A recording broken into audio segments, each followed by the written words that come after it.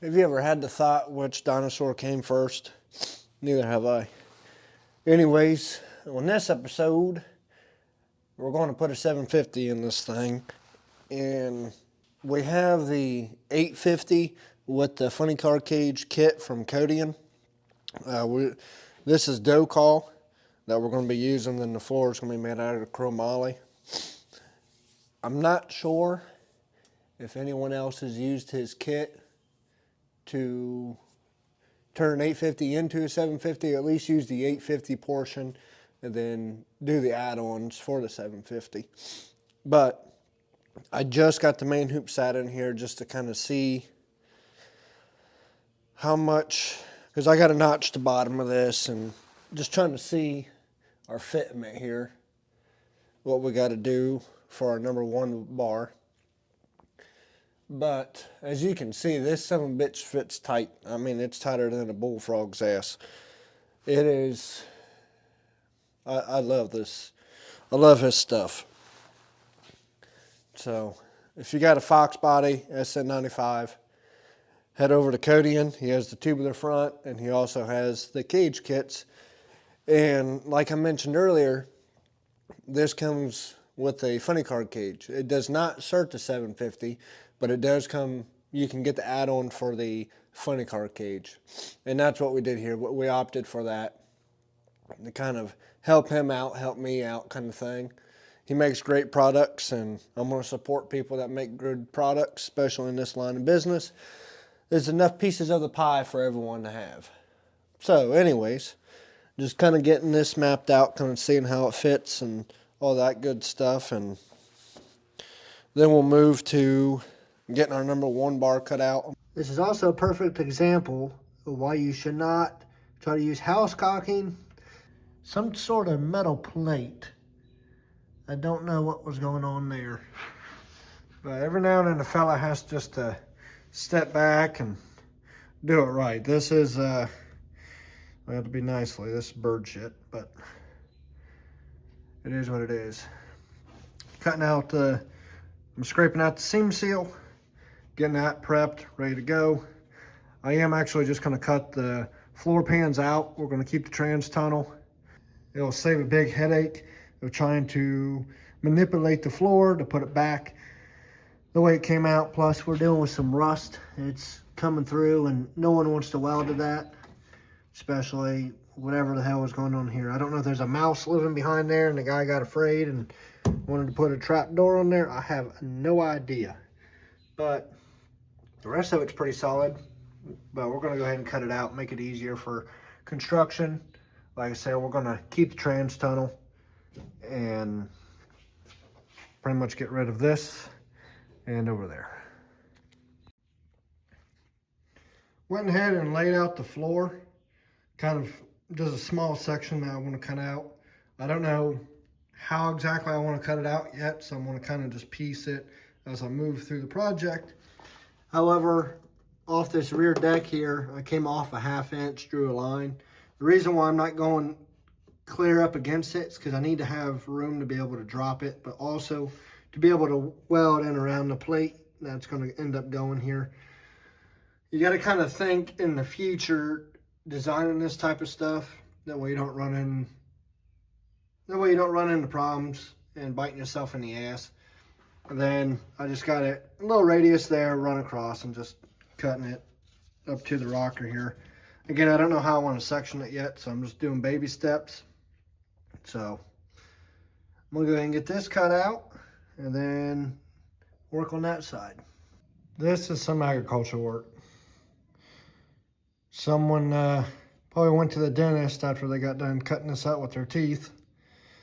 But it amazes me what people do. Okay, this wouldn't be a traditional video if I didn't show you any math tips. And actually, I just learned this one. So you and I learned this one together. So I gotta build the number one bar that the main hoop sits on. And it's gonna have a little U in it for the dry shaft. And it's a 56 degrees, time you lay it out on the table here, of a bend I gotta make for the dry shaft. Well, you could easily just go over to your piece of material, find center, and cut off the ends. But I don't like wasting material. So I needed to figure out how much material is it going to use within 56 degrees, since that's the bend. Well, anyways, I want to know how much material it would take in that 56 degrees.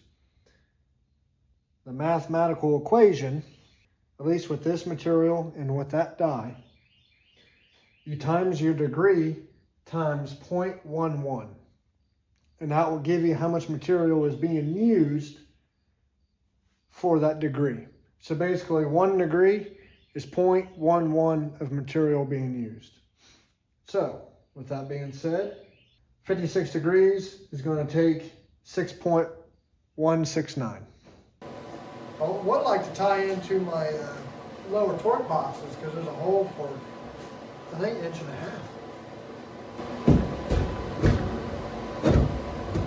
Yeah, I'm hitting the floor. But it seems like that one's a lot higher. It's where the transition. Oh, yeah, because they're different. Is a little bit. Maybe a little bit different side to side. Yeah, so let's see.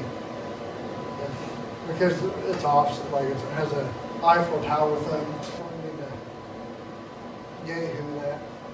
Might just cut a square and then sheet metal flashing.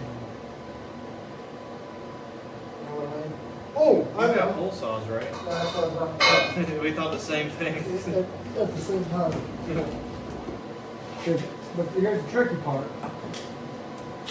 Is I go half on, half off the material. And hopefully not be too green.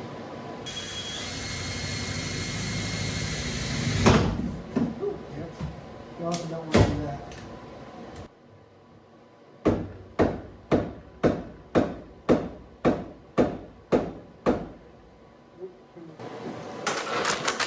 Bitch. Come on, relocate your ass. You know, like 3 times?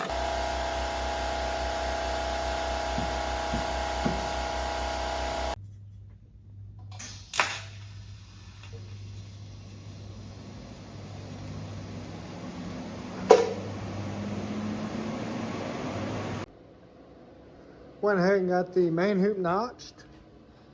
It's just sitting on here. I got ratchet straps holding it in place because I don't exactly know where I want to put it quite yet, but it's, you know, it's pretty sturdy for right this second. Since we're using a Codion kit, I kind of want to see where the A-pillar is going to land and how that looks once I get that stuff situated. Got the floor all cut out. Got our plates tacked on the kick panels there. And now I'm just laying out the 2 A-bars, which is your inner frame rail. Trying to kind of piecing that together, figuring out how I want to lay it out. You got to play with like 3 different things here, all simultaneously. You got this bar, I'm each here, you got this bar, but then you got to have the placement for this bar, for the A-pillar bar, to land on.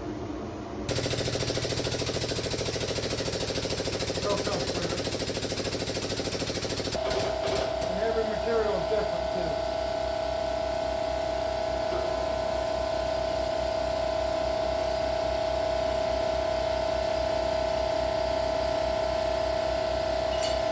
And we'll make sure our needle's on dial, because that moves evenly there.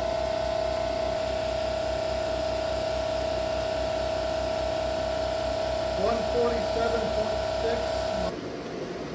We need to make sure all this is about the same angle, because we know our 1 bar is square to the car, and I want everything else to come off of the square.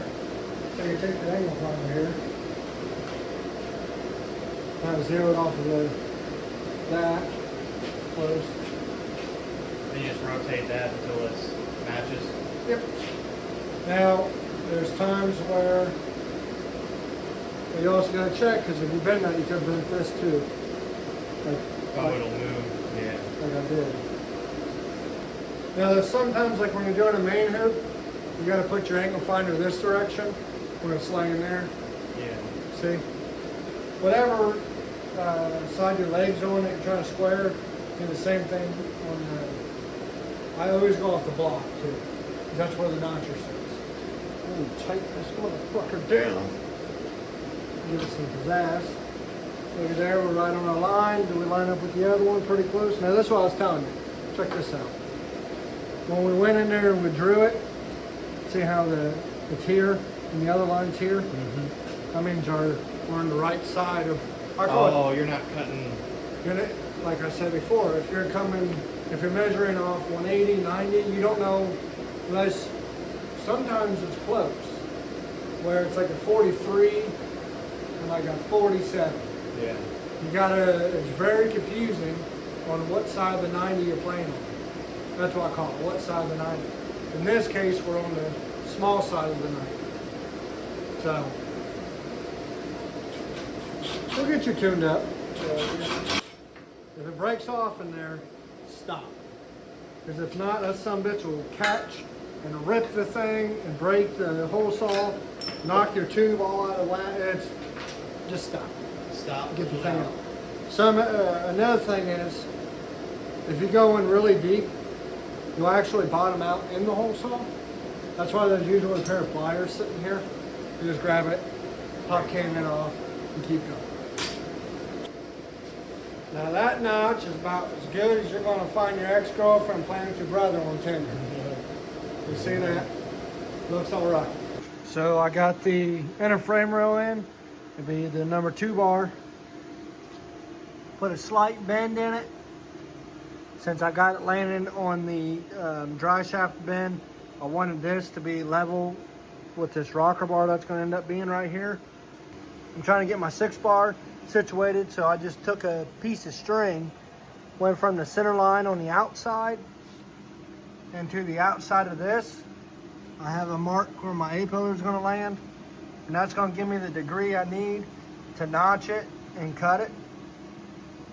I'm getting the funny car enclosure put together here.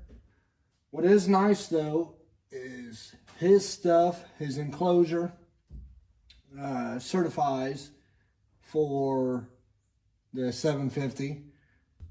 So what I'm going to do is go ahead and get this touching.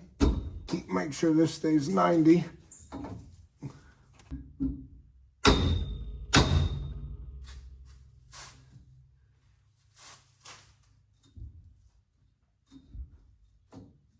We need to make sure this is 90. Oh, wrong way. Right there.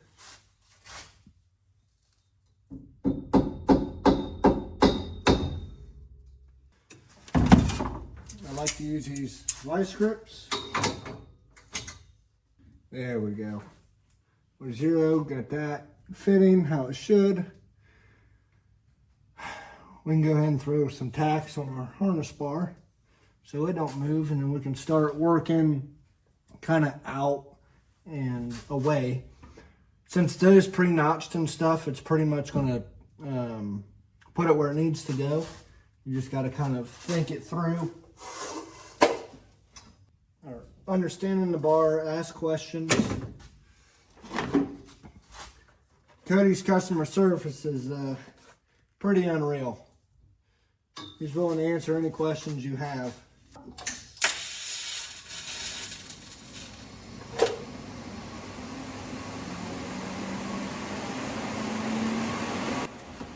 When you're going in the chassis work and stuff, you know, you plan on doing it yourself, don't be overwhelmed.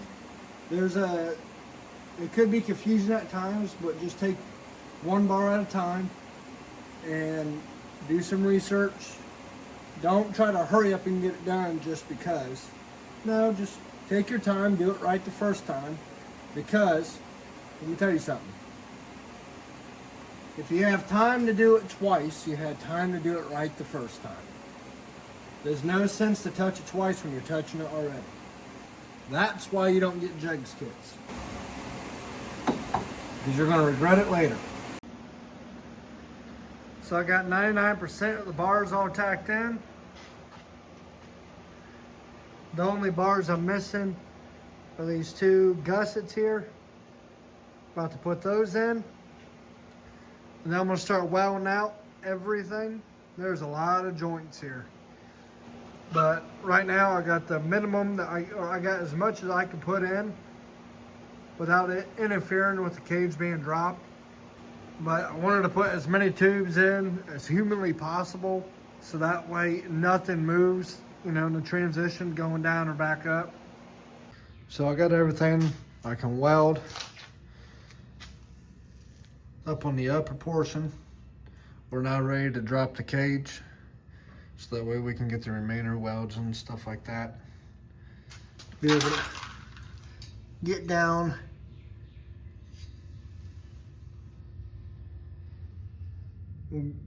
we got it all welded that we can, at least the upper portion.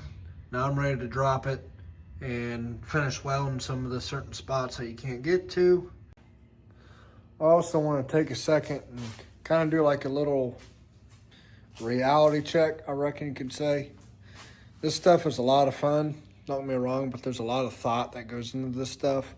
And, you know, sometimes it does take a toll on your mental side, trying to do a bunch of stuff. I'm not trying to, you know, say anything, but I'm not trying to discredit or anything like that as far as what I do and all that stuff. It's just sometimes it is difficult on a fella. And if I don't get back to you, if you send me a text message, half time I'm kind of checked out and focusing on the project at hand. So I do apologize, and the videos have most definitely lacked because of it too, and I do apologize for that. So just stick with me through this whole journey, and it will eventually get better, I promise. I'm doing a million different things, trying to do the chassis work, run the business, manage social media, answer emails, phone calls, and try to be as helpful as I possibly can to anyone that is willing to ask questions. I'll try my best to answer them and not be a dickhead, you know. But let's just keep going, huh? Got the cage back up in place. Got it welded to the 6x6 plates. I will say it was a very big pain getting down in there. I had to take some aluminum foil, kind of cup it in around there to try to catch as much of that argon as I can so it's not blowing out on me. But it's welded all four corners. I still gotta, you know, weld the rears here. But the next thing I gotta do is this floor. So with us using the OEM floor, we do not have to have, I believe it's the number 8 bar, which is like a diagonal bar on both sides, and we don't have to have an X in the center connecting the two, connecting to the number 2 bars or your inner frame rails. But here's the tricky thing. I don't have a drivetrain in here.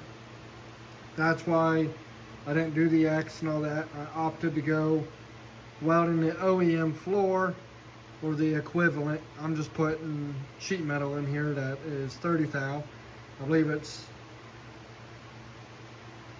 24 thou is the minimum you can put in here. But it needs to be welded to the number 2 bars. I got the 6C bar in. It's removable. That is using the double-sided gussets with a 3/8 hole in there. This tube here that's running horizontal, it has a little tube welded on the inside of that tube, so when you tighten down the bolt, it doesn't crush the tube. That's probably not going to be the tube that's going to be used in this, but we'll see. And then the transmission's also going to have the same setup, but further back. I've done a lot of stuff since I last updated, but kind of on a big time crunch here. A lot of late nights. But I got to add a tube going here and a few other things, but the big thing is the floor.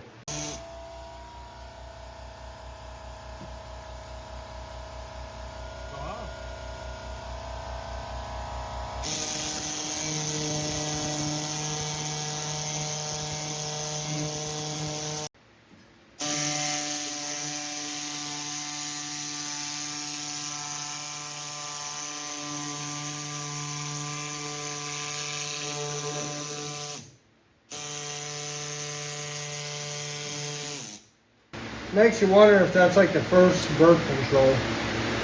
How nasty that stuff is. Oh, maybe. How much deeper can you go in? In there? Yeah, because this panel's on the corner. I can go further. I'll just have to hold this more. The torched it pretty good, isn't that corner? Not in that corner. Let me get the crap out. When you get it too hot, it just becomes super like melty and gooey. Yeah. But you gotta find that right where it just peels off in a layer. The fellow that's helping me, that's Jacob. Go check out his channel at Rust Belt Garage. It's hotter than two rats fucking in a wool sock right now. You know what's worse than bird shit? When your marker dies out on you. Okay, so we're gonna be using a variety of different tools.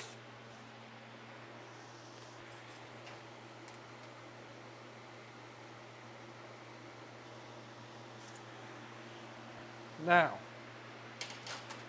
I do have a shear to cut this. However, it's right on the end. It's pretty much zero on a corner. And what will happen is a lot of times your piece will shift a little bit as it's getting cut. So you're actually going to end up messing up the part. Now, if it had a little bit more meat on there, then yes, I could do it and it wouldn't walk off. But in this case, I got to use snips. No big deal. Everybody knows you got a right and a left. And there is a difference. What I like to do, the part that I want to keep nice, my working part, I put the upper jaw towards that side because it doesn't curl it on that side and dig into the material as you're cutting. So since I'm going to be cutting this way, I have the upper jaw towards my working part, and then the lower jaw is on the scrap side. And you never want to cut all the way through the cuts. You're going to leave little weird marks behind, like little points. So just kind of do half cuts as you do it down. See how it's curling on the away from our working part? That's what we want. Which we did pretty good at cutting it straight. And then what I'll do to kind of make it not as sharp, we'll take a file, slide this to the edge of our table so it doesn't move as much. Hold the bottom end of your file, and you can use it like this to be perfect.